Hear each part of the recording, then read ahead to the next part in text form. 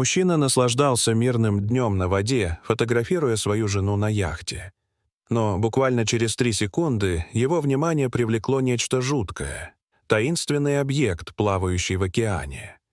То, что они увидели дальше, повергло их в полное недоумение. Майкл наблюдал за своей женой Беверли, которая держала в руках удочку и с явным волнением вытаскивала очередной улов. Он улыбнулся про себя, чувствуя, что ему повезло разделить с ней этот момент. Эта поездка была именно тем, чего они ждали, моментом, когда можно расслабиться. Беверли повернулась и подняла только что пойманную рыбу. Ее улыбка была мягкой и естественной, а радость заразительной. Майкл взял фотоаппарат и идеально подобрал кадр.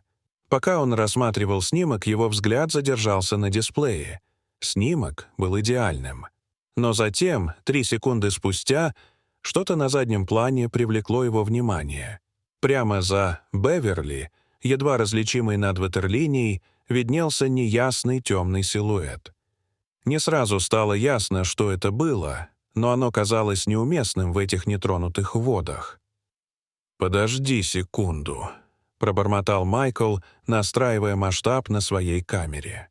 Он осмотрел область, где видел фигуру, и его сердцебиение слегка участилось. Оно все еще было там, странное тело, бесшумно плавающее в воде. «Что это такое?» — спросила Беверли, заметив, как изменилось выражение лица Майкла. «Я не уверен», — ответил Майкл, в его голосе слышалось любопытство. «Прямо за твоей спиной в воде что-то есть». Беверли повернулась, чтобы посмотреть, прикрывая глаза от солнца. Но пока они оба смотрели, фигура не двигалась, как это сделали бы водоросли. Она оставалась неподвижной, частично погруженной в воду, слегка покачиваясь на волнах. Чем дольше Майкл смотрел на это, тем больше ему становилось не по себе. Для водорослей это было слишком четко очерчено, для плавника — слишком неподвижно. «Может, нам стоит это проверить?» — предложила Беверли, охваченная любопытством.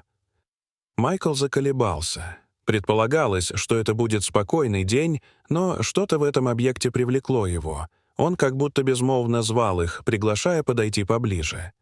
«Да, давай посмотрим», — наконец сказал он, заводя двигатель. Они медленно приближались к объекту. Лодка рассекала спокойную воду. По мере приближения детали объекта вырисовывались с поразительной четкостью. Это был надувной плот, но не из тех, которые можно было бы увидеть бесцельно дрейфующим. Материал был потрепан стихиями, но его основная форма осталась нетронутой. Как ни странно, он не уплывал. Казалось, что-то под водой удерживало его. Майкл кружил вокруг плота, лихорадочно соображая, что к чему. Затем он заметил это. Толстую, покрытую водорослями веревку, свисавшую с одного угла плота. Веревка не была закреплена на морском дне, что было бы практически невозможно в океанских глубинах, а, скорее всего, запуталась в массе спутанного мусора или водорослей. Майкл осторожно подвел лодку к плоту. Он схватил весло и с его помощью подтянул плот поближе. Когда он это сделал, по спине у него пробежал холодок. Плот был пуст, никаких признаков недавнего использования, никаких припасов, ничего, что указывало бы на то, что здесь кто-то был в течение длительного времени. Однако тот факт, что он все еще находился среди обломков, свидетельствовал о том, что его бросили не случайно. Когда Майкл осматривал плот, его внезапно осенило. Выцветшие буквы на боку плота гласили «Тихоокеанский бриз». Название вызвало смутное воспоминание о новостях многолетней давности о яхте под названием таким же названием, которая бесследно исчезла где-то в океане. Майкл давно не вспоминал об этой истории, но теперь название показалось ему зловеще знакомым. «Каковы шансы?» — пробормотал Майкл, обращаясь скорее к себе, чем к Беверли. Могло ли это быть остатками той пропавшей яхты? Если да, то как она оказалась здесь? Мы должны сообщить об этом в береговую охрану. настаивала Беверли напряженным от волнения голосом. «Это может быть важная улика, возможно, даже связанная с делом о пропаже людей». Майкл кивнул, но заколебался.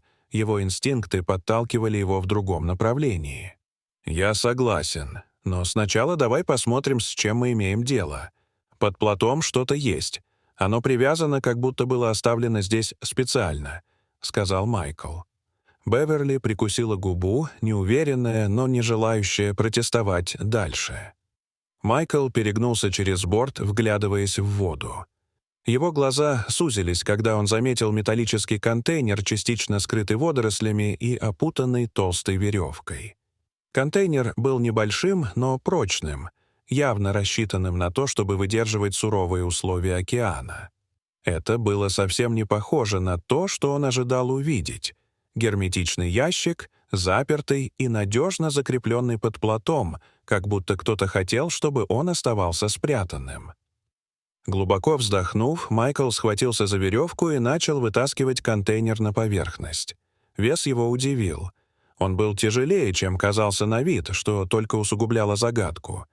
Когда ему, наконец, удалось вытащить его на палубу, он заметил, что замок заржавел, но все еще цел, что наводило на мысль о том, что то, что находилось внутри, оставалось закрытым долгое время. Майкл взял небольшой ломик и принялся за работу. Металл застонал под давлением, но через несколько напряженных мгновений замок, наконец, поддался с резким щелчком. Беверли затаила дыхание, когда Майкл медленно поднял крышку. Внутри, под слоем старой, покрытой плесенью ткани, что-то скрывалось. Майкл осторожно развернул его, открывая содержимое. Старый дневник, свернутую карту и маленький мешочек, который тихо позвякивал при движении. Находка на мгновение лишила их дара речи. Это были необычные обломки. Это была капсула времени, сохраненная кем-то, кто никогда не предполагал, что ее найдут таким образом. Майкл первым потянулся к дневнику, его страницы были смяты и в пятнах от воды, но в основном целые. Он осторожно открыл его, перелистывая страницы, исписанные выцветшими чернилами. Большая часть текста была утрачена, но несколько записей сохранились разборчивыми. Когда пара читала, их сердца наполнялись ужасом и безмерным горем. Это были отчаянные записи супружеской пары. Сюжет был до боли знакомым. В нем рассказывалось о путешествии пары, похожей на Майкла и Беверли, которые несколько десятилетий назад отправились в плавание через Тихий океан. Они сталкивались со штормами, преодолевали опасные воды и принимали отчаянные решения, чтобы выжить. В последней записи говорилось о надвигающейся катастрофе, шторме, которого они не могли избежать, и решении покинуть корабль, предоставив свою судьбу на милость моря. Беверли, не в силах оторвать взгляд от страниц, пробормотала: «Это как читать дневник призрака». Реальность их находки начала сильно давить на нее. Это были не просто случайные предметы, это были остатки реальных жизней, затерянных в океане. Отложив дневник в сторону, Майкл развернул карту. Бумага была хрупкой, края обтрепались, но надписи, сделанные от руки, все еще были видны. Запланированный маршрут пары, протянувшийся через Тихий океан, был четко обозначен несколькими пунктами, написанными неровным почерком. Внимание Майкла привлекли многочисленные предупреждения, нацарапанные по краям. Опасные воды, неудавшийся побег и последняя надежда. Одна точка, обведенная красными чернилами, выделялась. Это было точное место, где они нашли плот. Судя по карте, это место было не просто случайной точкой дрейфа. Это было место, где пара в последний раз противостояла стихии. «Это не может быть совпадением», — пробормотал Майкл, проводя пальцем по маршруту. Беверли взяла маленький мешочек. Ее пальцы слегка дрожали, когда она открывала его. Содержимое высыпалось ей на ладонь. 2 золотых кольца, серебряный медальон и старое удостоверение личности. Потускневший от времени медальон открылся, и за ним оказалась выцветшая фотография молодой пары, улыбающейся на солнце и явно влюбленной друг в друга. Удостоверение личности принадлежало мужчине по имени Стивен Уокер, который был поразительно похож на человека на фотографии. У Беверли перехватило дыхание. «Это принадлежит им», — прошептала она. Кольца и медальон, несомненно, были личными сокровищами, которые сохранились в целости и сохранности, даже когда их владельцы сталкивались с невероятными трудностями. Майкл лихорадочно соображал. Эти предметы рассказывали историю о любви, надежде и, в конечном счете, потере. Но почему они оказались здесь? Кто привязал плот к контейнеру и чего они надеялись достичь? Прежде чем они смогли продолжить размышления, лодка внезапно накренилась, как будто ее ударили чем-то снизу. Майкл и Беверли схватились за бортики, чтобы сохранить равновесие. Их сердца бешено колотились. Майкл перегнулся через край, вглядываясь в воду, но ничего не увидел.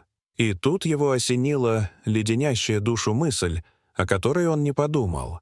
Дневник, карта, сумка. Что, если им никогда не суждено было быть найденными? Что, если их поместили сюда в качестве последнего акта не для того, чтобы их обнаружили, а чтобы оставили в покое, как могильный камень в бескрайнем море? Беверли дрожащим голосом сказала: «Майкл, нам нужно вернуться. Мне кажется, что это уже неправильно». Майкл кивнул, его любопытство теперь смешивалось со страхом. «Ты права. Мы должны передать это властям. Они будут знать, что делать». Погрузив контейнер в лодку, они взяли курс на берег, оба глубоко встревоженные тем, что обнаружили. Океан вокруг них снова был спокоен, но тишина была далека от успокаивающей. Вернувшись на твердую почву, их встретил суровый офицер, который внимательно выслушал рассказ. Упоминание о Тихоокеанском бризе сразу привлекло его внимание, и выражение лица офицера сменилось с непринужденного интереса на серьезную озабоченность. Майкл передал контейнер, его содержимое было тщательно упаковано. Офицер быстро осмотрел предметы, прежде чем подать знак другому коллеге взять их для дальнейшего анализа. «Это может быть важной находкой», — заметил офицер. «У нас уже были подобные случаи. Давно потерянные суда, пропавшие без вести люди, мы свяжемся с соответствующими властями и немедленно начнем расследование». Майкл кивнул, но эти слова не помогли снять напряжение, скрутившееся в его груди. Он наблюдал, как уносят контейнер, испытывая странное чувство потери, как будто он отказывался от чего-то глубоко личного. Беверли, почувствовав его внутреннюю борьбу, успокаивающе положила ладонь ему на плечо. «Мы поступили правильно», — прошептала она. «Они найдут ответы». Но Майкл не был так уверен. В ту ночь сон не шел к нему. В голове роились вопросы, оставшиеся без ответа. К утру он решил, что не может оставить это так. В течение следующих нескольких дней Майкл погрузился в исследование с таким рвением, которое удивило даже его самого. Часы были потрачены на изучение старых газетных архивов, сканирование микрофильмов и поиск информации в интернете. В конце концов, его усилия привели его к забытой статье 1986 года, зарытой глубоко в архивах местной газеты. Заголовок гласил: «Местная пара исчезла во время путешествия через Тихий океан». Поиски были прекращены через 6 недель.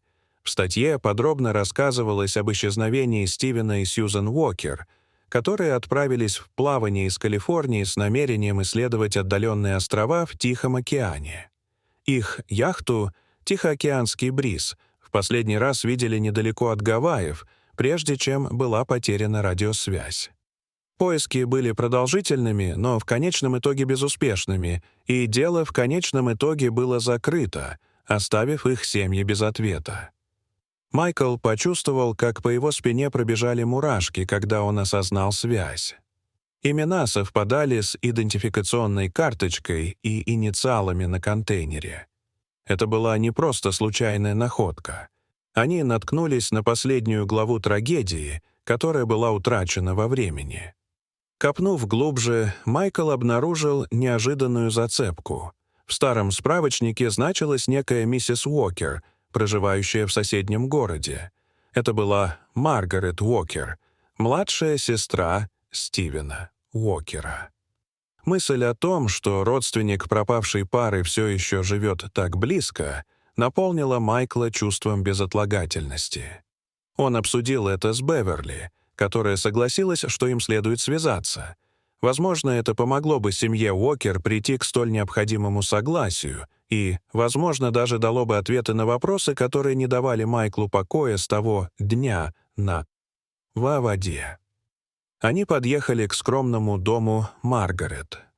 Дверь со скрипом отворилась, и на пороге появилась хрупкая пожилая женщина с добрыми глазами, повидавшими слишком много потерь. Она молча слушала, как Майкл и Беверли объясняли, кто они такие и что они нашли. Когда Майкл показал ей медальон, кольца и удостоверение личности, на глаза у нее навернулись слезы. Голос миссис Уокер дрожал, когда она говорила: «Мой брат и Сьюзен всегда были такими активными, такими жизнерадостными. Когда они пропали, это разрушило нашу семью. Мы так и не узнали, что с ними случилось. У нас не было возможности попрощаться».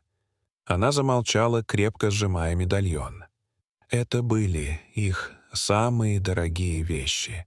То, что они вернулись, это больше, чем я когда-либо могла надеяться, прошептала Маргарет. Майкл и Беверли обменялись взглядами, и на них навалилась тяжесть момента. Они ожидали найти ответы, но вместо этого обнаружили живую связь с прошлым. Благодарность миссис Уокер была ощутима, но и печаль, которая не покидала ее десятилетиями, тоже. Когда они собрались уходить, миссис Уокер остановила их. «Есть еще кое-что», — сказала она мягким, но настойчивым голосом. Она исчезла в другой комнате и вернулась с выцветшим письмом. Стивен прислал это мне как раз перед их отъездом. Он упомянул о скрытом контейнере на их яхте, предназначенном для хранения их самого ценного имущества на случай чрезвычайной ситуации. Он никогда не объяснял, почему, но теперь, я думаю, я понимаю. Это было действительно болезненно, но это было своего рода завершением, о котором они давно мечтали, рассказала Маргарет. Письмо подтвердило подозрения Майкла. Контейнер был намеренно спрятан. Это была последняя попытка сохранить что-то ценное. И хотя море унесло Тихоокеанский бриз, оно забрало не все. Майкл и Беверли привезли с собой не только предметы. Они принесли с собой воспоминания, истории и шанс для семьи наконец-то восстановиться. Когда они отъезжали от дома миссис Уокер, солнце опустилось за горизонт, заливая пейзаж теплым золотистым светом. Впервые с момента их открытия Майкл ощутил умиротворение. Дорогие зрители, что вы думаете об этой истории? Расскажите, пожалуйста, в комментариях. А если вам понравилось это видео, то ставьте лайк и подписывайтесь на наш канал. До свидания.